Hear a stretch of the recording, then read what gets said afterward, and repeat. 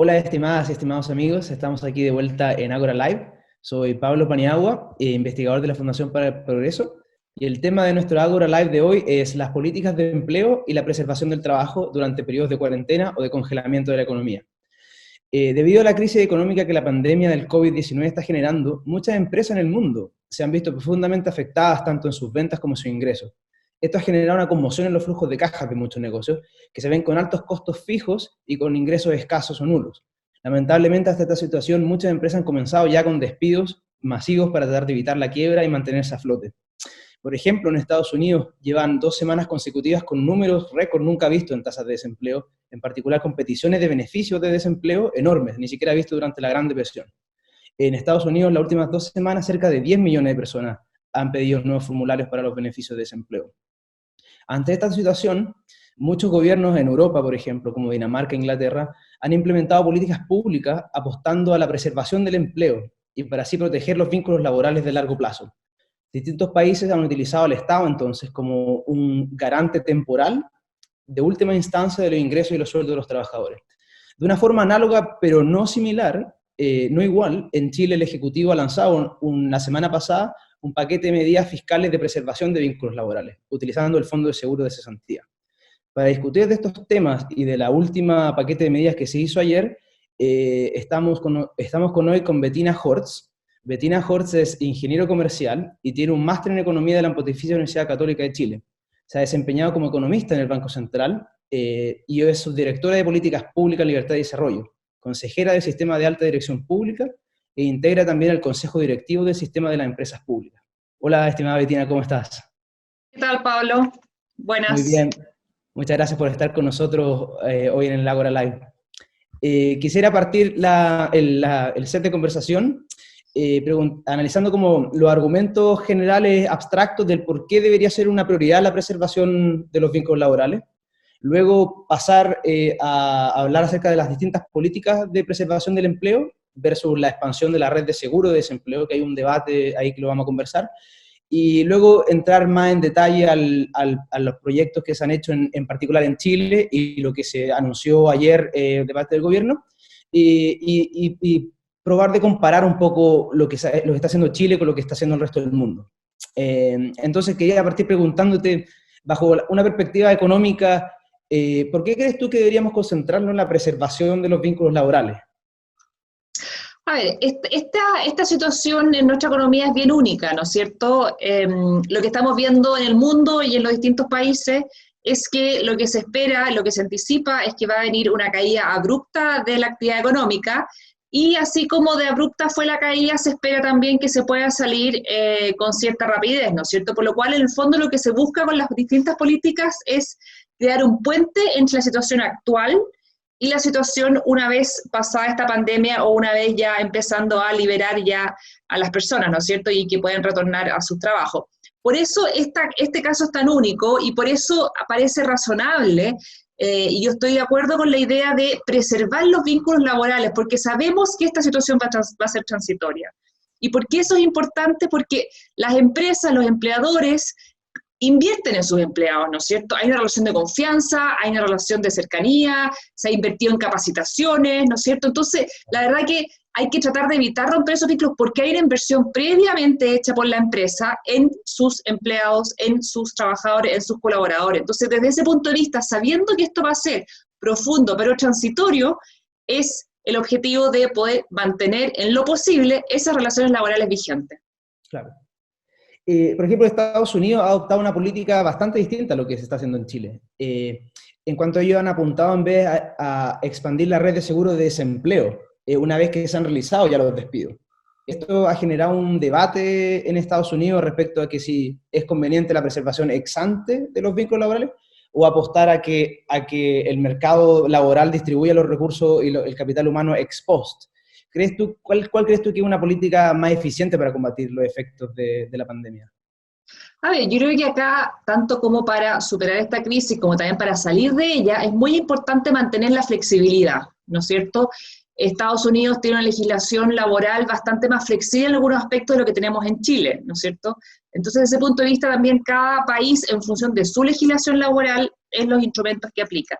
A mí me parece razonable que en el caso chileno, dada nuestra estructura, nuestra legislación laboral, seguir por el camino que se ha ido siguiendo. Ahora, dicho sea de paso, si bien Estados Unidos incorporó y el fondo inyectó más recursos a través de seguro de desempleo, en Chile de alguna forma también se hizo al inyectar nuevos recursos al fondo de cesantía, ¿no es cierto? Porque se sabe que acá lo que se busca era, al final es la misma fórmula como si te hubieses quedado cesante, pero sin la necesidad de quedar cesante para acceder a esos beneficios.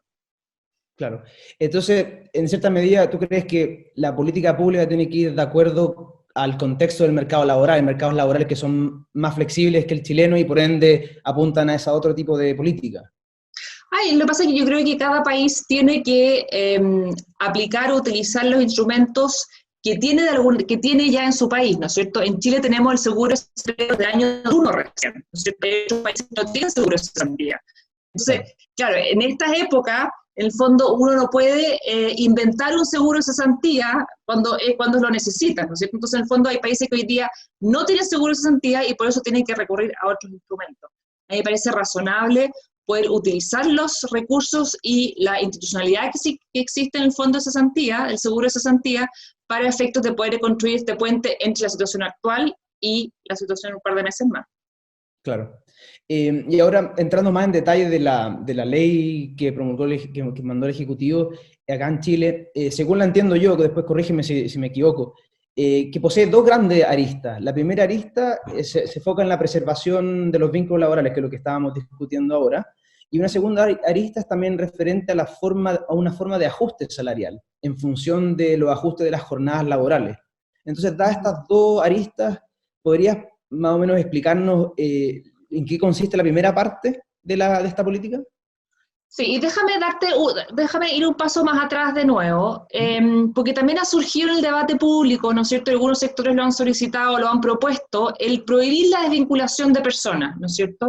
Yo creo que eso a la larga lo que te hace más bien es rigidizar la respuesta que tú puedas dar, porque la verdad que las situaciones de cada empresa, de cada pyme, pequeña, grande, empresas grandes, empresas pequeñas, es muy distinta. Entonces, imponer ciertas restricciones finalmente lleva a que las empresas en el mediano plazo igual van a terminar quebrando quizás, ¿no es cierto? Entonces, a mí sí me parece, con la flexibilidad que se requiere, es poder hacer uso del seguro de cesantía. Y efectivamente, lo que se aprobó ahora, recientemente en el Congreso, es un proyecto que ingresó en forma similar, con algunos cambios, en enero de este año.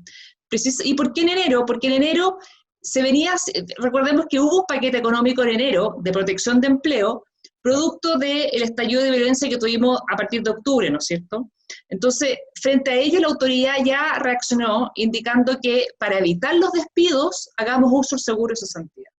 Bueno, y esa idea original de ese proyecto de ley se replantea nuevamente ahora acomodándolo a la situación actual, ¿no es cierto? Y ahí en el fondo lo que se dice es, ok, entre el empleador y el trabajador se puede suspender la relación laboral y mientras esté suspendida tú puedes acceder a los beneficios que te paga el seguro de cesantía. Porque en régimen normalmente el seguro de cesantía tú solo lo puedes activar cuando tienes el finiquito, ¿no es cierto? O sea, una vez que ya te hayan despedido.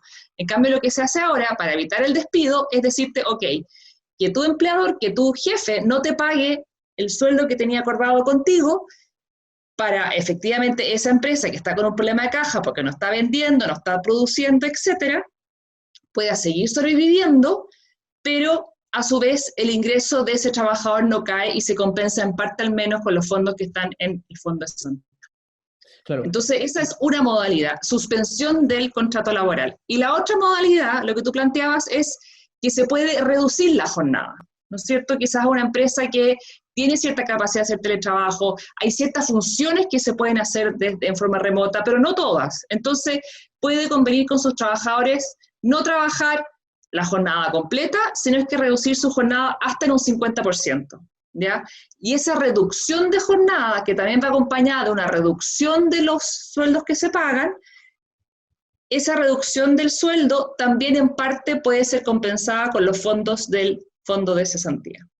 Claro. De esa forma, entonces, estas dos aristas del proyecto se complementan, porque una apunta a congelar y la otra apunta a aquellos que de alguna forma pueden seguir haciendo ciertas actividades, ¿no es cierto?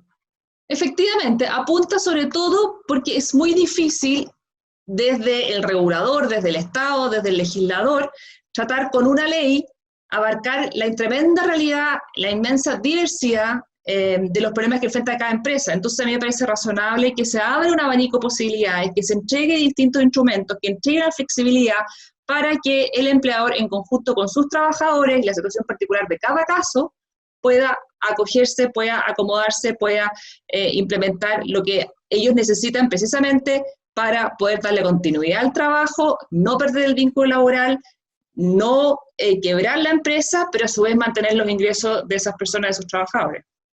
Claro, de esa parte de la política, el hecho de congelarlo le permite después a la empresa, porque creo que la ley establece que el contrato laboral se reactiva después. Exactamente, el contrato laboral se reactiva y, por ejemplo, en el caso cuando hay una suspensión de relación laboral, ¿no es cierto? En el fondo, cuando no paga el sueldo, sino que el sueldo es compensado en parte por los recursos del seguro de cesantía, el empleador sigue pagando las cotizaciones previsionales. Es decir, sigue el empleador asumiendo un costo más bajo necesariamente, pero un costo respecto de mantener esos empleados activos. En cambio, en el otro caso también, si es que reduce la jornada, también junto con eso reduce también las cotizaciones previsionales, ¿no es cierto? Claro, eso va en relación con lo que decías tú, que la idea es tratar de proteger ese capital humano y ese conocimiento específico de la empresa, de que no se rompa esa relación epistemológica y social entre la empresa y el trabajador. Efectivamente, porque imaginemos la situación de no haber aprobado esta ley, ¿no es cierto? ¿Qué hubiese pasado? Quizás muchas empresas no tienen la caja para poder seguir funcionando estos meses, ¿no es cierto? Porque se le cayeron las ventas, etc. O sea, hay que pensar la cantidad de distintos negocios que existe. Está el señor que tiene un local que vende comida de animales, está el señor que produce hojalata, o sea, es muy diverso. Entonces, y también están ubicados en Arica y Punta Arenas, que también las realidades en cada región, en cada comuna son muy distintas, ¿no es cierto? Entonces, hubiese sido un error haber obligado al empleador despedir a su empleado con tal de poder hacerlo beneficiario del seguro de desempleo. Entonces, de esta forma se logra dar distintas alternativas, distintos instrumentos para precisamente acomodar tanto las necesidades del empleador como también las necesidades de ingreso del trabajador. Claro. En relación a ese tema, ha habido un debate también en la última semana en relación a que al uso del Fondo de Seguro de Cesantía, porque hay algunos que han argumentado que el Estado no está realmente ayudando a los trabajadores, sino que en el fondo son ellos mismos los que se están ayudando. ¿Cómo podríamos interpretar de alguna forma menos quizá polarizada o un poco más racional el uso del Fondo de Seguro de Cesantía? ¿Cómo lo ves tú? A ver, ahí hay que recordar, el Fondo de Cesantía cuando se crea el año 2001, se crean dos fondos. Uno es el fondo individual y el otro es el fondo solidario. El fondo individual, ¿cómo se acumulan los recursos ahí? En el fondo, mediante mes a mes de aportes tanto del trabajador como también por parte del empleador. Entonces, es como mi cuenta individual. Cada uno tiene una cuenta individual de las personas que estamos adscritos al seguro de cesantía, ¿no es cierto? Pero para aquellos cuyo fondo es su cuenta individual no acumula suficientes recursos como para poder compensar una baja transitoria en los ingresos, se creó este fondo solidario que es principalmente con recursos públicos, ¿no es cierto? Por eso se habla de solidario.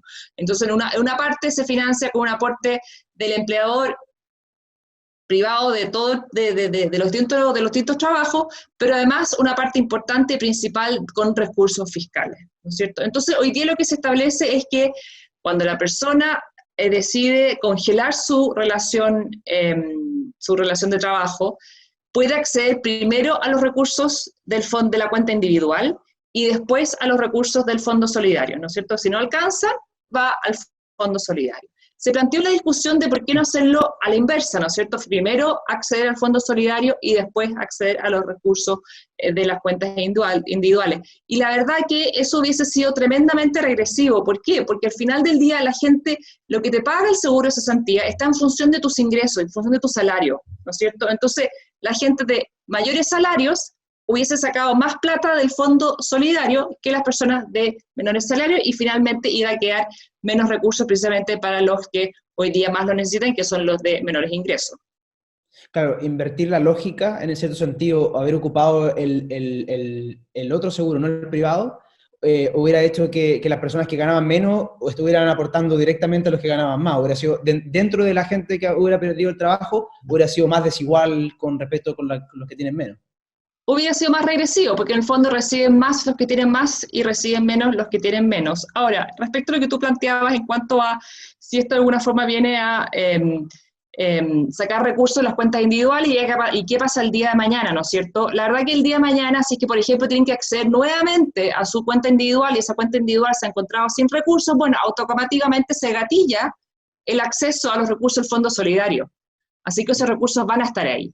Y la verdad que hoy día, en la situación actual que tenemos como país, donde existen múltiples necesidades, ¿no es cierto? Hemos visto ayudas fiscales a distintos sectores. Este es uno de los instrumentos que se ha desarrollado, que se ha implementado.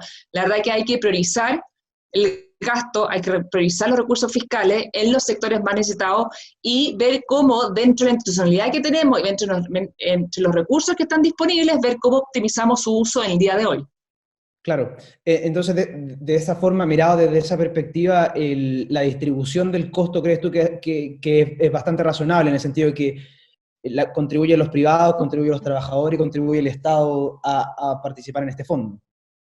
Efectivamente, lo que pasa es que en esta situación tan particular en la que nos encontramos, ¿no es cierto?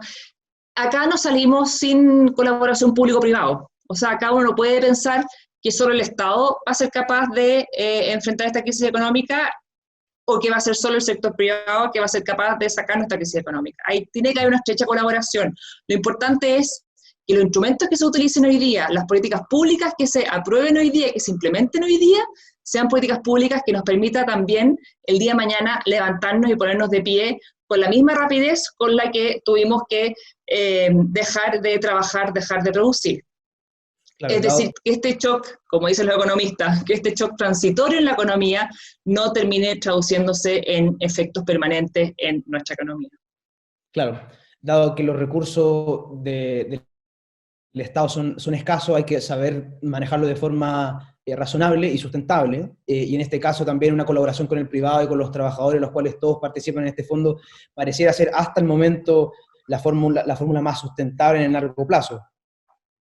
Sí, porque además, de nuevo, si es que se acaban los fondos en las cuentas individuales el día de mañana, por ejemplo, porque esto se alarga o porque a futuro vienen nuevos despidos, bueno, no, siempre va a estar el Fondo Solidario. Entonces, la verdad que en este momento hay que ver cómo priorizar, cómo asignar los recursos correctamente. Lamentablemente en estos días se ha visto mucha presión desde distintos sectores, también desde el Congreso en algunos casos, que asumen que los recursos son ilimitados y acá se puede beneficiar y se puede tratar de entregar algo que no tiene límites. Entonces, la verdad que en esto hay que tener racionalidad, hay que priorizar y hay que focalizar.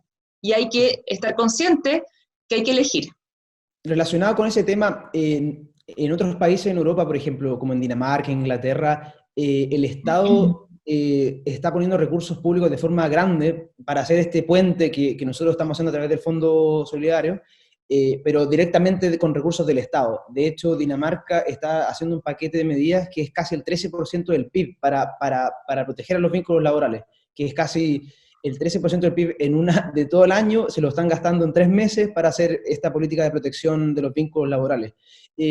¿Cómo crees tú que la política de que se hizo en Chile se compara con la de hecha por Inglaterra, Dinamarca, etcétera, a nivel de sustentabilidad? ¿Qué crees tú que es? Yo creo que acá es importante también conocer la realidad de cada país, ¿no es cierto?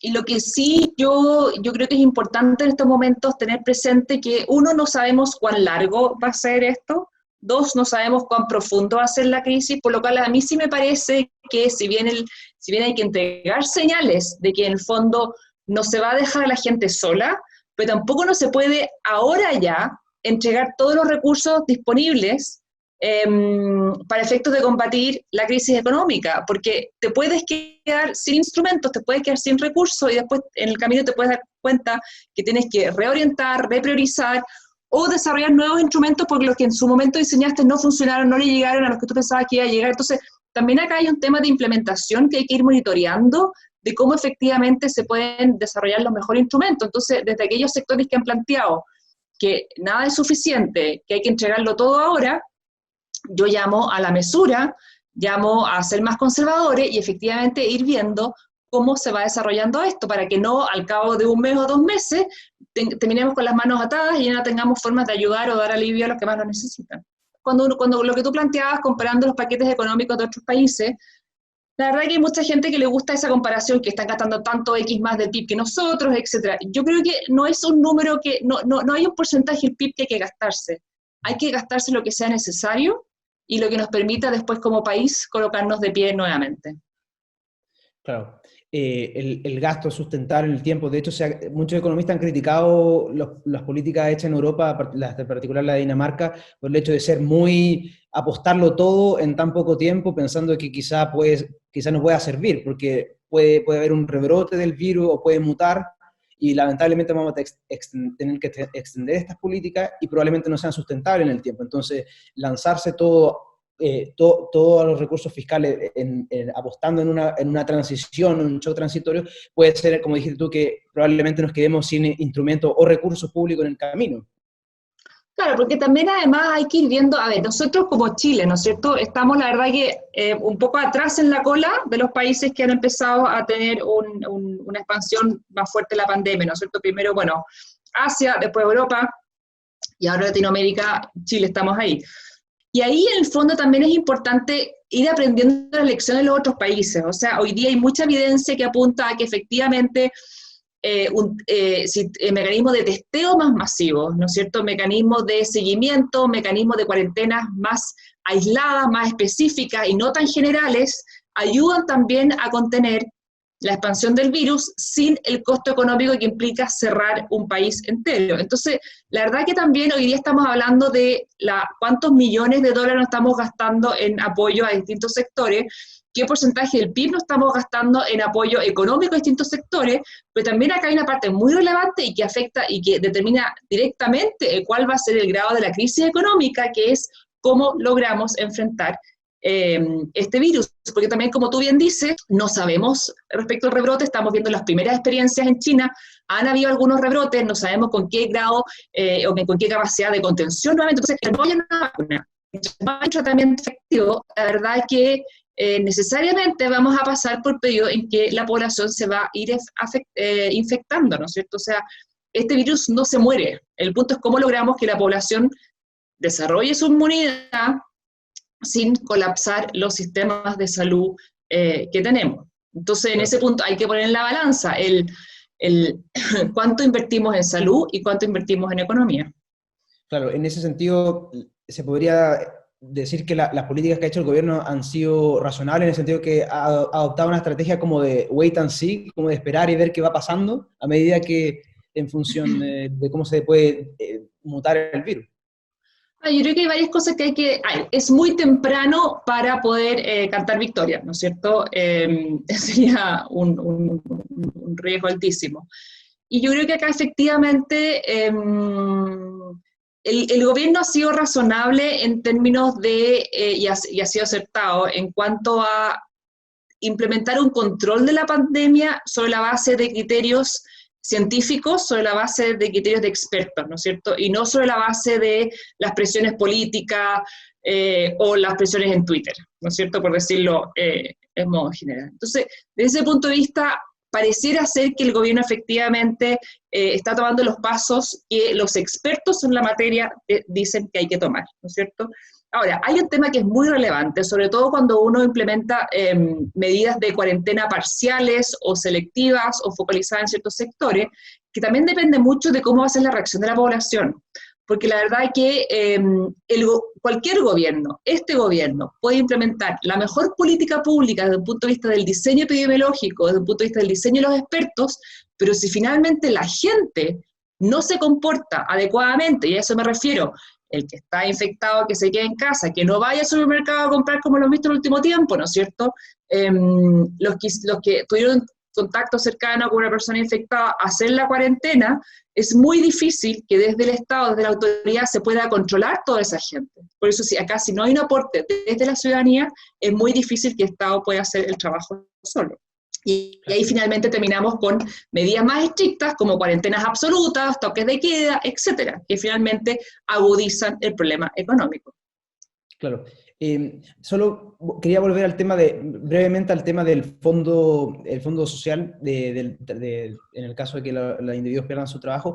En el caso de que eventualmente la economía rebote de forma rápida, esos recursos, ese fondo eventualmente se recuperaría, en el sentido que la gente volvería a empezar a poner recursos en ese fondo y ese fondo se reconstituiría en el paso del tiempo si es que tuvimos una recuperación económica, ¿no? Efectivamente, porque en el fondo a la medida que la gente vuelve a trabajar, vuelven nuevamente cada uno, el trabajador y empleador, ir aportando tanto a sus cuentas individuales como al solidario. Y el Fondo Solidario todos los años el Estado entrega recursos a ese fondo, así que, y entregó recursos adicionales ahora en el contexto del primer paquete económico que anunció hace unos 10 días atrás ya. Entonces, sí, fondos para efectos de cobertura de seguro de cesantía, yo te diría que hay disponibilidad. Y se regeneraría en el tiempo. Y se regenera en el tiempo, efectivamente, porque es un sistema que está diseñado para mantenerse financiado. Claro, en ese sentido, a mí me llamaba la atención porque cuando estudiaba el caso de Dinamarca en el estado de Chile, el caso de Chile, me llamaba la atención que en el caso de nosotros es fiscalmente más sustentable en el tiempo nuestra medida que la de los países de Europa. Sí, probablemente, porque en el fondo también habría que ver en esos países qué sistemas de seguro de cesantía hay o seguro de desempleo hay, ¿no es cierto? Porque si son fondos que están 100% provistos por el Estado, por ejemplo, entonces esto es un poco lo mismo, en vez de sacar fondos de acá, saco fondos de allá, entonces acá en el fondo es una situación mixta en cuanto a que aporta el trabajador, el Estado y el empleador, entonces es un sistema que se mantiene, que se regenera y que se va acumulando permanentemente en el tiempo. Claro. Solo quería también conversar la segunda arista que habíamos hablado acerca del tema del reajuste salarial en función del ajuste laboral. Esto se parece mucho a lo que Alemania hizo en el 2008, que lo llamaban Kurzarbeit, creo, no sé si lo pronuncié bien, que lo llamaban trabajo a corto plazo.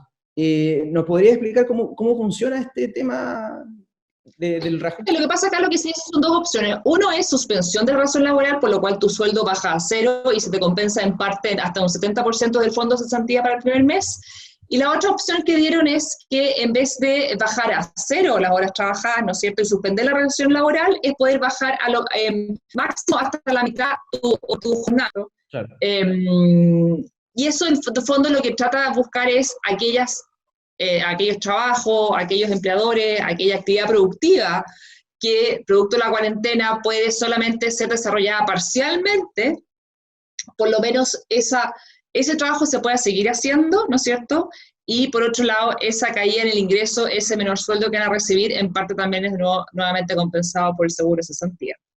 ¿Esta modalidad no se ha implementado antes en Chile o es primera vez que se implementa? No, yo no la he visto implementada en los últimos años, porque en el fondo también todos estos instrumentos son nuevos, ¿no es cierto? ¿Por qué? Porque obedecen a una situación nueva, que es una situación que se espera que sea transitoria. Si esto fuera un shock permanente, obviamente que la relación laboral va a llevar al finiquito, ¿no es cierto? Porque es insostenible si esto se alarga años, ¿no es cierto?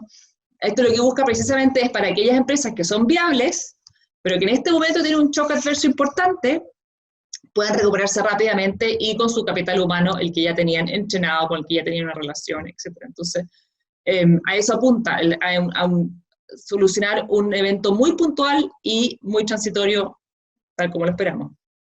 Claro. Desde distintos sectores, en particular la oposición, estuvieron de acuerdo con este paquete de medidas de preservación de los vínculos laborales, pero como dijiste tú, hay voces que siempre están diciendo que no es suficiente, que falta más protección a ciertos sectores del trabajo. ¿Crees tú que las políticas públicas hasta ahora han sido, bueno, hasta ayer, que incluso fueron anunciadas, crees que han sido bien orientadas o crees que probablemente se va a tener que hacer más en función de cómo se deteriora el sistema? Yo creo que hay ciertas cosas todavía que no han tenido respuesta tampoco con el paquete de medidas anunciadas ayer, ¿no es cierto? Una es respecto de cómo poder ayudar a los trabajadores independientes que hoy día entregan boletas de honorario.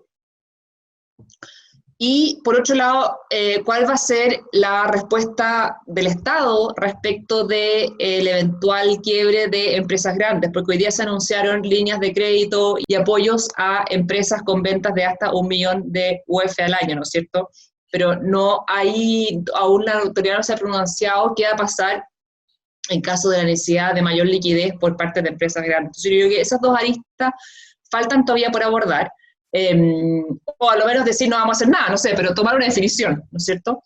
Y junto con ello, también lo que vamos a ver seguramente las próximas semanas es también ir ajustando y ver cómo podemos ir mejorando la ayuda que está entregando el Estado a los distintos sectores, ¿no es cierto? Porque sin duda, una vez que uno implementa las medidas, una vez que uno la entrega las ayudas, muchas veces ahí uno también se va dando cuenta en realidad a qué sectores se están llegando y a qué sectores no se están llegando, qué sectores están siendo más afectados y qué sectores están siendo menos afectados. Entonces también uno esperaría en el mediano plazo una evaluación, quizás corrección, retroalimentación y bueno, y ver cómo seguir apoyando a los distintos sectores.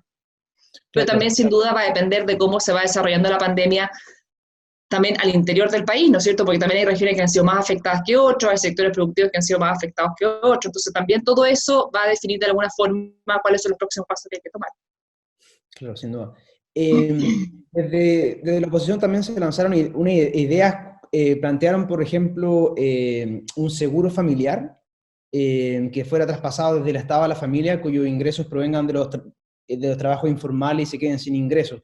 Se estimaba que podría ser un paquete que abarcaba 1.700.000 familias con un costo mensual de 790 millones aproximadamente mensuales.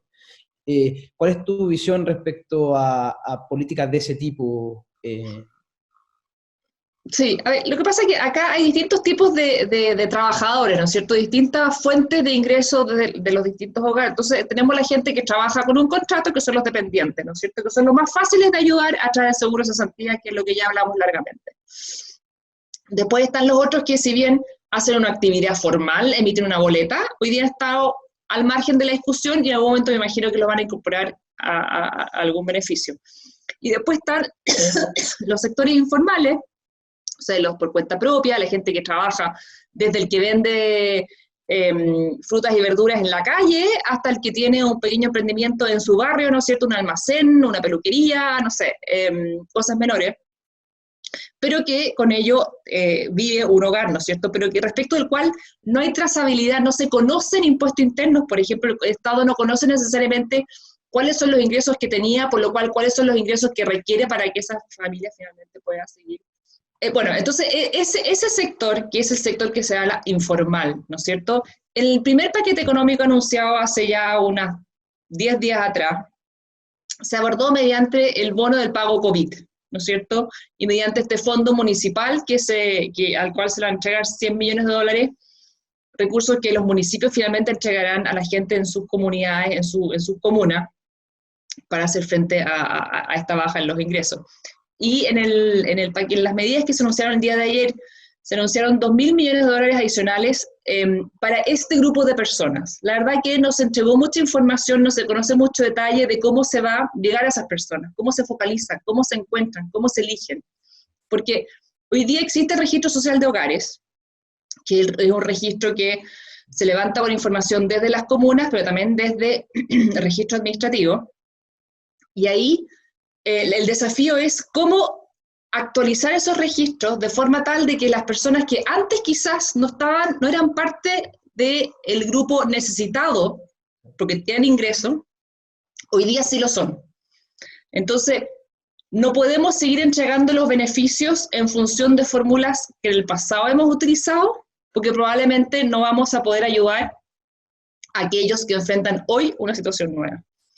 Yo me imagino que estos 2.000 millones que se anunciaron ayer para este sector más vulnerable probablemente venga acompañado por un nuevo mecanismo de focalización o nueva información en base a la cual se le entrega estos beneficios a esas personas. En el caso de que eventualmente se necesiten hacer más cosas y probablemente más estímulo y más traspaso a la gente que probablemente lo va a necesitar cuando pierdan sus trabajos, se ha argumentado que se podría utilizar recursos a través de una mezcla de utilizar fondos de estabilización económica la emisión de más deuda pública o la venta de bonos del Tesoro del Estado a través del Banco Central.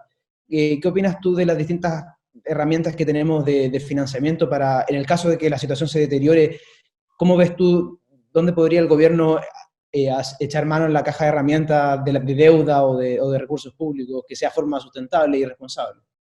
Sí, a ver, la verdad que en los últimos meses ya, después del estallido, ahí yo había estallido social, después de que se instalaron ciertas demandas sociales con mayor fuerza y el Congreso se lo acogió, había un proceso de mayor gasto ya instalado a partir de reformas que se aprobaron entre octubre y febrero de este año, que ya implicaba un aumento de la deuda del gobierno importante, y ya implicaba sacar fondos de los ahorros. Todo el mundo habla que Chile tiene ahorros, que es el famoso Fondo de Estabilización Económica, que hoy día tiene del orden de los 12.000 millones de dólares.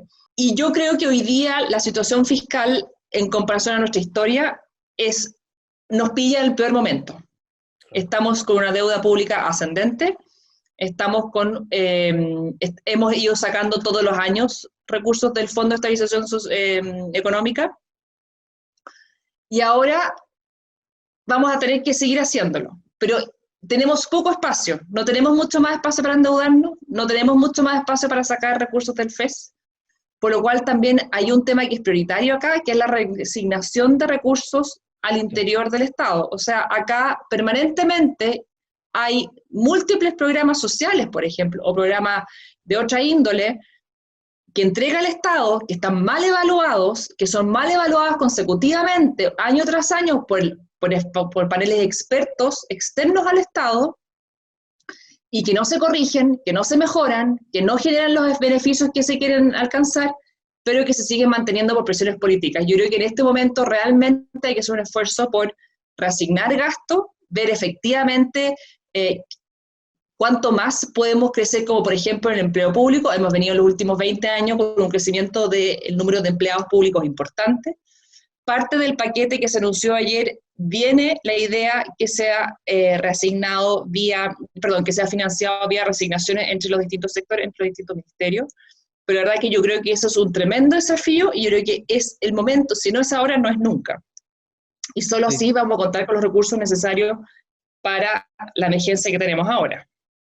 Claro, es interesante lo que tú mencionas porque el debate se ha enfocado solamente en que las medidas no son suficientes, que no es suficiente, que hay que meterse la mano en el bolsillo, que tenemos ahorro, pero no ha habido lamentablemente no ha habido ese discurso un poco más serio de que, ok, si vamos a gastar, que sea a través de resignaciones y de eficientar al Estado, aprovechando que estamos ante esta situación. Sí, y se me queda una cosa en tintero, lo que tú me preguntabas respecto de la compra de deuda del Estado por parte del Banco Central. Y acá hay dos cosas que hay que separar en el análisis. Uno es que el Banco Central compre deuda del fisco, pero esto es un poco técnico, voy a tratar de hacerlo simple, no es fácil, pero compre deuda que ya fue emitida por el fisco. Por ejemplo, el fisco emite un bono y se lo compra un banco, el banco Los Tres Chanchitos, y después el Banco Central le compra ese bono a ese banco originalmente, ¿ya? Pero no es el banco el que directamente le compra el bono al fisco, ¿no es cierto? ¿Y por qué es importante separar esas dos cosas? Uno, como algunos sectores lo han planteado, en forma extremadamente irresponsable, que dicen que para que el fisco tenga recursos, que emita deuda y esa deuda la compre directamente el Banco Central.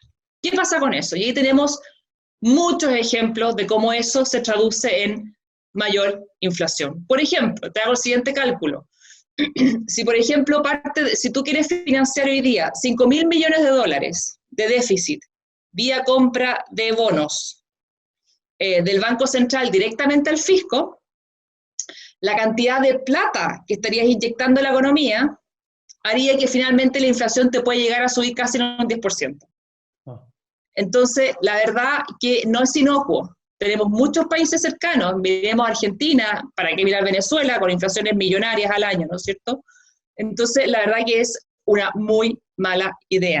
Y de nuevo, lo importante en estos momentos de crisis, que las soluciones que se aplican, los instrumentos que se apliquen para contener la crisis, aliviar la crisis, evitar que se profundice, va a depender que si estos instrumentos transitorios te van a dejar daños permanentes en la economía, y este sería uno de esos. Claro. Bueno, finalmente quisiera, para no quitarte más tiempo, quisiera terminar nuestro Ágora preguntándote más una visión del panorama futuro del desempleo. ¿Cómo ves que se va a desenvolver esta situación del mercado laboral? ¿Crees que las medidas impulsadas en materia de desempleo son suficientes o crees que probablemente vamos a tener tasas de desempleo ya del orden de los 2 dígitos? A ver, yo creo que las medidas que se están tomando apuntan en la dirección correcta.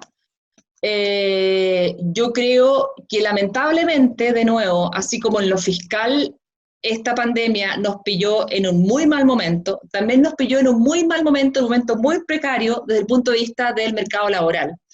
Desde octubre a la fecha, el mercado laboral se ha ido precarizando, la tasa de desempleo ha ido aumentando, y no ha aumentado más porque ha aumentado mucho la tasa de empleo informal. Cuando la economía anda más lenta, cuando la economía anda peor, aumenta la tasa de empleo informal y disminuye la tasa de empleo formal, que es lo que hemos visto y lo que vimos ahora con fuerza en la última estadística que tenemos de la última encuesta laboral del INE, ¿no es cierto?, que fue entregada ahora hace un par de días atrás por información a febrero, no incorporada información ahora. Entonces, de nuevo, esta pandemia nos pilla en uno de los peores momentos de nuestra historia reciente económica en el país. Entonces, independiente de lo que se haga ahora los instrumentos, que van a ser paliativos, van a ser de contención, es esperable que aumente la tasa de desempleo por lo menos a 2 dígitos. Claro, y también hay un tema que hay que agregarle, Pablo, la recuperación de la economía. La recuperación de la economía se traduce directamente en más empleo y mejores empleos, ¿no es cierto? Si nosotros, pasada la pandemia, volvemos a los niveles de violencia que teníamos hasta febrero de este año, que fue anteayer, nuestra economía no se va a recuperar como las otras economías del resto del mundo, que va a tener una caída abrupta y una salida también rápida. Claro. Sino es que nosotros, producto de la violencia, nos podemos quedar en la parte baja de la curva por un tiempo bastante más largo, bastante más pronunciado, con el consecuente efecto en el empleo, en la inversión y finalmente en el futuro desarrollo de las familias y de las personas. Sin duda son desafíos de mediano plazo no menores para el país, no solo en materia laboral, sino en cómo somos capaces de dar el rebote económico. Claro, y eso no depende solo del control del virus. Bueno, Bettina, te quiero agradecer por tu tiempo y por compartir este Ágora Live con nosotros. Muchas gracias por ayudarnos a reflexionar respecto a este tema de la preservación de los vínculos laborales. Y finalmente quisiera invitar a todas y a todos a seguirnos en las redes sociales y vernos en nuestro próximo Ágora mañana a las 8 p.m. Saludos cordiales. Muchas gracias, Bettina. Gracias, que estén bien.